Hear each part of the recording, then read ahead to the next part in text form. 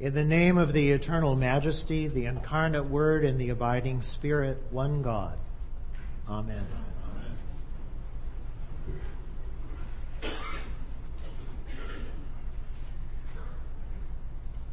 Usually in my preaching, I focus on the gospel reading for the day.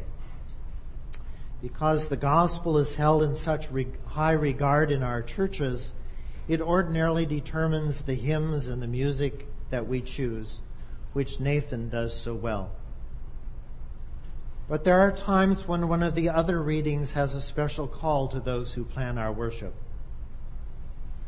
In the past several Sundays of the season of Easter, I've noticed hymns and music have brought attention to the readings from Revelation to St. John. I can assure you that as I have observed Nathan's work, that is no accident. Today is one of those days when I, as the preacher, can't help working from one of the other readings. It is the reading from the Acts of the Apostles. Of course, there is good reason for that, since the Acts of the Apostles is really the second volume of the Gospel according to St. Luke. I'm sure that you have noticed that the first reading from the Easter season in the Revised Common Lectionary is from the Acts of the Apostles, because it tells the story of the spread of the gospel of Jesus Christ and the growth of the nascent church after the resurrection.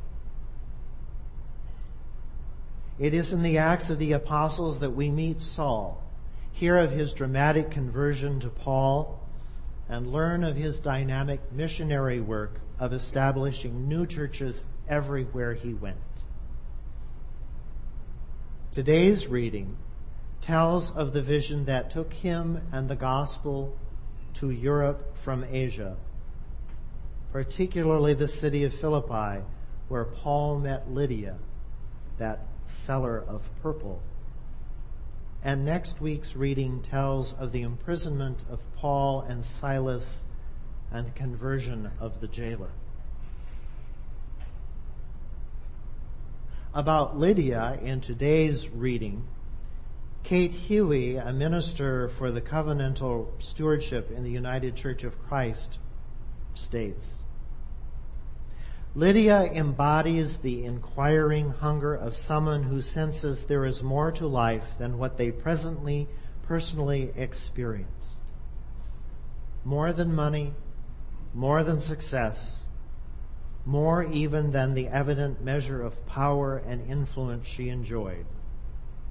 After all, this is a woman who dealt with the most powerful and wealthy in her society, the ones who wore purple when common folk couldn't, and a woman who could decide that her whole household would be baptized. This is one attractive model of motherhood to celebrate on Mother's Day. A few years ago,